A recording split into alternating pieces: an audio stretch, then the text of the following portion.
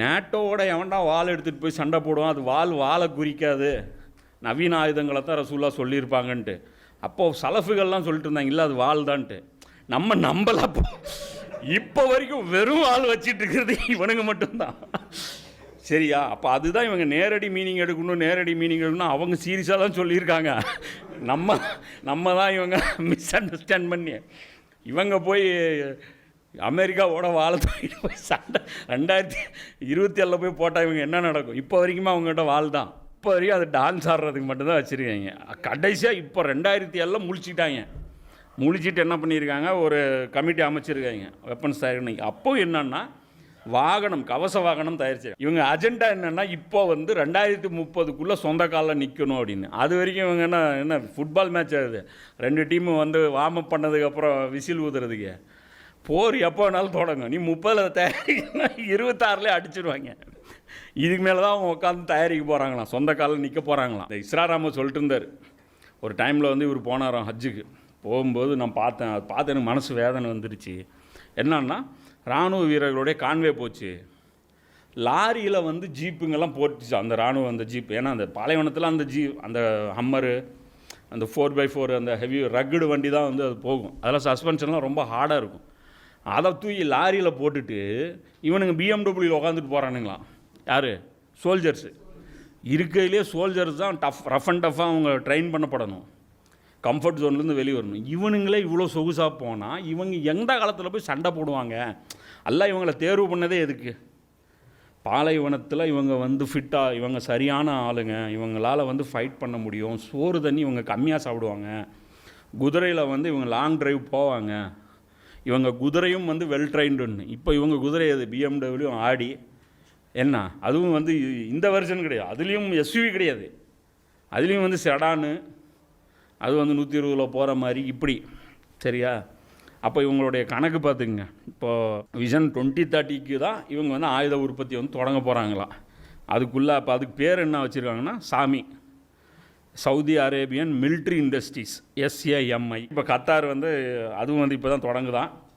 அது இது பண்ணியிருக்காங்களா, ஜஸ்ட் ஒரு 36 வருஷம் சும்மா டைம் ஸ்பெண்ட் பண்ணியிருக்காங்க. இது எதுக்காக தொடங்கினாங்க அப்படின்ட்டு அது விளக்கம் கொடுத்துருக்காங்க. என்ன சொல்லியிருக்காங்கன்னா, பாதுகாப்பு, சுதந்திரம், மற்ற நாடுகளை சார்ந்திருப்பதை தவிர்க்க, வேலை வாய்ப்பு, தங்கள் நாட்டு இளைஞர்களுக்கு தொழில்நுட்பத்துறையில் வேலை வழங்க, பொருளாதாரம், எண்ணெய் வளம் தீர்ந்தாலும் தொழில்நுட்ப ஏற்றுமதி மூலம் வருமான திட்டம். இந்த வாள் இவங்க சப்ளை பண்ண போகிறாங்க உலகம் பூரா. என்ன இதன் மூலமாக இவங்க வருமானம் வேறு.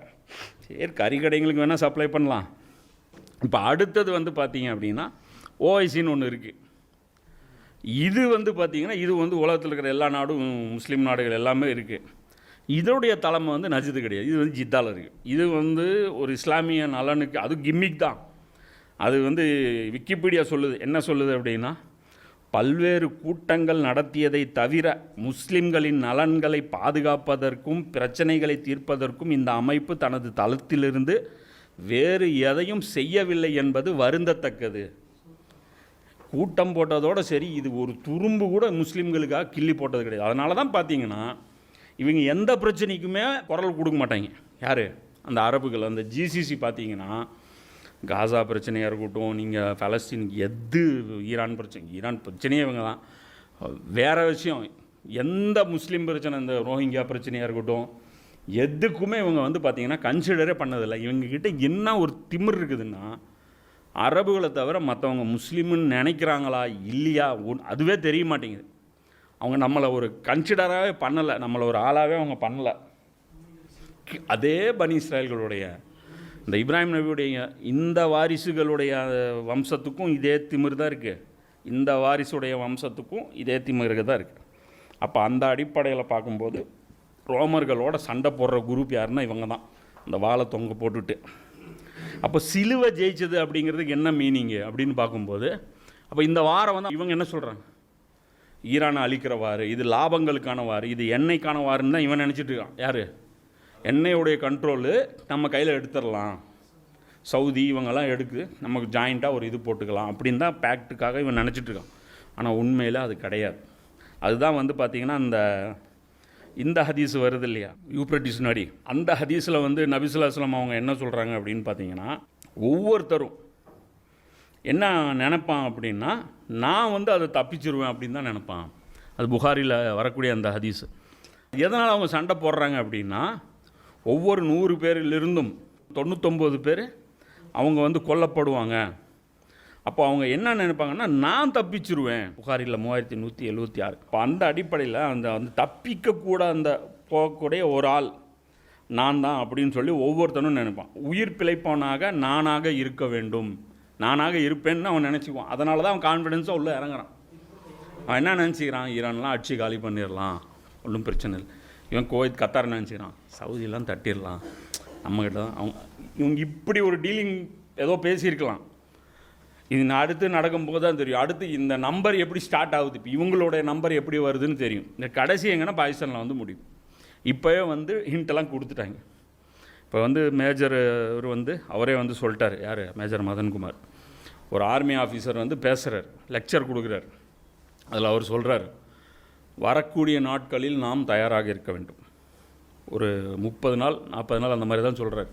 வரக்கூடிய நாட்கள் ஆனேவாலே தின் இவர் சொல்கிறார். திருப்பி இவர் அழித்து சொல்கிறார். மேஜர் மதன்குமார் அவர் சொல்கிறார். அவர் சொன்னால் கரெக்டாக இருக்கும் நியூஸ். அதெல்லாம் பேசுகிறாலும் ஆர்மி ஜென்ரல் அவர் சொல்கிறார், வரக்கூடிய நாட்களில் நமக்கு நிறைய வேலைகள் இருக்குது. ஆப்ரேஷன் சிந்தூர் மறுபடியும் தொடங்க போகுது. அது வந்து ஸ்டார்ட் ஆக போகுது. இது வந்து ஒரு கிரேட் பிளான். இது புரியுதுங்களா? ஏன் அப்படின்னா, இன்றைக்கி வந்து சவுதியை அடிக்கிறதுக்கு முன்னாடி இவங்கெல்லாம் வந்து பலம் இழந்து போயிடும். ஈரான் என்ன ஆகும்னா கண்டிப்பாக தோற்றுரும். ஏன்னா நபிசுல்லாஹ் சொல்கிறாங்களே, நீங்களும் அவங்களும் சேர்ந்து ஒரு எதிரி. அதனால தான் பேர் சொல்லலாம் அந்த இடத்துல. நீங்கள் எதிரியாக நினச்சி ஒருத்தரை அடிப்பீங்க, ஜெயிச்சிருவீங்க. ஆனால் அதுக்கப்புறம் நீங்களும் இருக்க மாட்டீங்க. இதுதான் ரசூலுல்லாஹ் சொல்லக்கூடிய மெசேஜ். இது பார்த்தீங்கன்னா பைபிளுடைய ப்ராஃபஸியோடவும் மெர்ஜ் ஆகுது. அல்லாஹ்வுடைய சுன்னத்துப்படியும் மெர்ஜ் ஆகுது. குர்ஆனுடைய சுன்னத்துப்படியும் மெர்ஜ் ஆகுது. பயப்புள்ளைங்க சேட்டைகளை பார்த்தாலும் உருப்புறதுக்கு உண்டான எந்த அறிகுறியும் இந்த மூஞ்சிங்களில் இல்லை. அந்த அடிப்படையில் இவங்க கேம் வந்து ஓவரு. அதே சமயம் இப்போ இவங்க அடி வாங்குறாங்க இல்லையா, இவங்களை பற்றி நபி ஸல்லல்லாஹு அலைஹி வஸல்லம் வந்து புகழ்ந்து தான் சொல்லியிருக்கு. இதில் நபி ஸல்லல்லாஹு அலைஹி வஸல்லம் என்ன சொல்கிறாங்க அப்படின்னு பார்த்தீங்கன்னா, ஒரு ஜும்மாவுடைய அந்த சூரா, இன்னும் இவர்களுடன் வந்து சேராமல் இருக்கும் ஏனைய மக்களுக்காகவும் இந்த தூதரை அல்லாஹ் அனுப்பியிருக்கிறான். அதாவது அரபுகளுக்கு அவர்கள் இந்த ஒரு தூதரை அனுப்பினான், இன்னும் வந்து சேராத மக்களுக்கும் தூதரை அனுப்பினான் எனும் 3வது வசனம் அருளப்பட்ட போது, அந்த மக்கள் யார் இறை தூதர் அவர்களே என்று நான் கேட்டேன். 3 முறை கேட்டும் எனக்கு பதிலளிக்கவில்லை. 3 தடவை நபி ஸல்லல்லாஹு அலைஹி வஸல்லம் கேட்டும் யார் கேட்டாங்க? அபூ ஹுரைரா பதில் தரல. எங்களிடையே சல்மான் அல் ஃபாரிஸி ரலியல்லாஹு அன்ஹு இருந்தார்கள். நபி ஸல்லல்லாஹு அலைஹி வஸல்லம் அவர்கள் சல்மான் மீது தம் கரத்தை வைத்தார்கள். பிறகு சுரையா நட்சத்திர குழுமத்தில் அருகில் இறை நம்பிக்கை இருந்தாலும் இவர்களில் ஒருவர் அதனை அடைந்தே தீருவார். பாரசீகளை பார்த்து சொல்கிறாங்க, தோளில் கையை வச்சுட்டு ஈமான் அரபுல இருந்தாலே எடுத்துக்குவாங்க, அவங்க அங்கே இருந்தாலே எடுத்துக்குவாங்க, இவங்க அவ்வளோ சிறந்தவர்கள். குர்ஆன் குறிப்பிடக்கூடிய அந்த 3வது வசனத்திற்கு சொந்தக்காரர்கள். அப்போ அல்லாஹ் வந்து எவ்வளோ சிலாகிச்சு பாரசீகர்களை வந்து பேசுகிறாங்க. அப்போது அது வந்து பார்த்திங்கன்னா பழைய ஷாம் மன்னருடைய பாரசீகமான இல்லை, அதுக்கு முன்னாடி இருந்த பாரசீகமான இல்லை, இப்போ இருக்கக்கூடிய இந்த ரெஜிமை தான் ரசூலுல்லாஹ் சொல்கிறாங்க. அதே மாதிரி இந்த ஹதீஸும் எடுங்க. அகல் போரின் போது நபி ஸல்லல்லாஹு அலைஹி வஸல்லம் அவர்கள் தோண்டிகிட்டு இருக்கிறாங்க. அப்போது டீம் வந்து பிரித்து விட்றாங்க. அன்சாரிகள்லாம் நீங்கள் இதை தோண்டுங்க, முஹாஜிர்கள்லாம் இதை தோண்டுங்க அப்படின்னு. அப்போது சல்மான் ஃபாரிஸி அவர்களை தங்கள் அணியில் சேர்த்து கொள்வது தொடர்பாக முஹாஜிர்களுக்கும் அன்சாரிகளுக்கும் இடையே கருத்து வேறுபாடு ஏற்பட்டு ஐடியா கொடுத்தது அவர் தான். அப்போது இவங்க சொல்லும்போது அவங்க நபி ஸல்லல்லாஹு அலைஹி வஸல்லம் அவர்கள் முஹாஜிர்கள் சொன்னார்கள், இவர் சல்மான் எங்களை சேர்ந்தவர். அன்சாரிகள் கூறினார்கள், இவர் எங்களை சேர்ந்தவர். அதை கேட்ட நபி ஸல்லல்லாஹு அலைஹி வஸல்லம் அவர்கள் கூறினார், சல்மான் எங்களை சேர்ந்தவர், அவர் எனது குடும்பத்தை சேர்ந்தவர். அப்போ இது எவ்வளோ பெரிய சர்டிஃபிகேட்டு. இது உமர் சீரீஸில் அந்த சீன் வந்திருக்கு. அப்போது நபி ஸல்லல்லாஹு அலைஹி வஸல்லம் ஏன் அஹ்ல பைத்துன்னு சொன்னாங்க? நண்பர்களும் சொல்லியிருக்கலாம், தோழர்களும் சொல்லிக்கலாம், அதுவே போதும். அபூபக்கருக்கு அதுதானே அந்தஸ்து. அப்போது ரசூலுல்லாஹ்வுடைய அந்த மிஷனையே அந்த அகல் போர் தான் அழிக்கிறதா இருந்துச்சு. அதை விட கடுமையான சோதனை வேறு எதுவும் இல்லை. நீங்கள் சோதிக்கப்பட்டீங்கன்ட்டு அல்லாஹ் மக்காலையும் சொல்லலை, தாயிஃப்லையும் சொல்லலை, பத்ர்லையும் சொல்லலை, உஹதுலையும் சொல்லலை, அகலில் தான் சொன்னான். இப்போ தான் நான் உங்களை டெஸ்ட்டே பண்ணேங்கிறான். அப்போ அதுக்கு முன்னாடி நடந்ததெல்லாம் எல்லாம் டெஸ்ட்டாகவே கன்சிடர் வந்து எல்லாம் பண்ணலை. அப்போ அந்த டெஸ்ட்டில் வந்து நபி ஸல்லல்லாஹு அலைஹி வஸல்லம் அவர்களுக்கு நபி ஸல்லல்லாஹுடைய தீனுக்கு பக்கபலமாக இருந்தவங்கள பார்த்து ரசூல்லா வந்து ஃபேமிலியோடு இணைக்கிறாங்க அப்படின்னா, அதே மாதிரி இந்த சர்டிஃபிகேட் அந்த சூரா ஜும்மாவுடைய அத்தியாயத்தை கொடுக்குறாங்கன்னா இன்றைக்கி அவங்களுடைய பர்ஃபார்மன்ஸ் பேசுதா இல்லையா? புரியுதா? அதே மாதிரி அவங்களுக்கு இன்னொரு பட்டமும் இருக்குது. இதில் பாருங்கள், இந்த ஃபித்னா அஹ்லாஸில் பற்றி ரசூல்லா பேசும்போது என் ஃபேமிலியிலேருந்தும் ஒருத்தன் கிளம்புவான், ஆனால் அவன் என் குடும்பம் இல்லைன்னாங்க. இவர் என் ஃபேமிலி கிடையாது, ஆனால் என் குடும்பன்றாங்க. எப்படி உல்ட்டாவாக பார்க்குறாங்க நபி ஸல்லல்லாஹு அலைஹி வஸல்லம். என் செயல்கள் தான் இங்கே வந்து இது இருக்குது. அப்போ ஈரான் வந்து 46 வருஷமாக நேர்மையாக இருக்காங்க. ஒரு கட்டத்துலேயும் அவங்க ஆன்டி இஸ்லாமிக் செயல்பாடுகள் செஞ்சதே கிடையாது. அதுக்கு அவங்க பண்ணவே இல்லை. இன்றைக்கி வந்து அரபுகளுடைய முகத்தில் கரியை வந்து பூசுகிறாங்க. இன்றைக்கி அவங்க எத்தனை நாள் என்ன சொல்லிட்டு இருந்தாங்க? ஈரான் இஸ்ரேலை அடித்ததான்னாங்க. இஸ்ரேலுக்கு குடைச்சல் யாருன்னு இஸ்ரேல் சொல்லுது? யாரை சொல்லுது? ஈரானை தான் சொல்லுது. இப்போ வந்து பலஸ்தீனில் இருக்கிற இஸ்ரேலுக்கு எதிரான அந்த போராட்டத்துக்கும் அவங்க தான் உதவி செய்கிறாங்க. யமன்லேயும் அவங்க தான் உதவி செய்கிறாங்க. சிரியாலையும் அவங்க தான் உதவி செஞ்சாங்க. லெபனான்லேயும் அவங்க தான் உதவி செஞ்சாங்க. இன்றைக்கி வந்து அவங்களுடைய செல்வம் தான் இஸ்லாமிய எதிரிகளை வந்து தடுக்கிறதுக்கு வந்து பயன்படுது. அரபுகளோட இத்தனைக்கு 46 வருஷமாகவும் பொருளாதார தடையில் இருக்காங்க. விட்டுருந்தா இந்நேரம் அமெரிக்கா ஓவர்டேக் பண்ணியிருப்பாங்க. 46 வருஷத்துக்கு முன்னாடி பொருளாதார தடை மட்டும் போட்டாங்க. ஏன்னா ஸ்பேர் பார்ட்ஸ் கிடையாது அவங்ககிட்ட, ஃப்ளைட்டு கிடையாது. அதில் வந்து அவர்கிட்ட பேசுகிறாங்க, அவங்களுடைய ஒரு கவர்மெண்ட்டு ஒரு ஹையர் அஃபிஷியல்கிட்ட கேட்குறாங்க, இந்த மாதிரி வந்து நீங்கள் வந்து ஏன் வந்து போர் விமானங்கள் தயாரிக்கலை? அப்போ அவர் சொல்கிறார், இப்போ வந்து இப்போ 2017 கொஞ்சம் அதுக்கு முன்னாடி ஒரு 2 வருஷத்துக்கு முன்னாடி லைட்டாக தடை வந்து விலக்கப்பட்டுச்சு.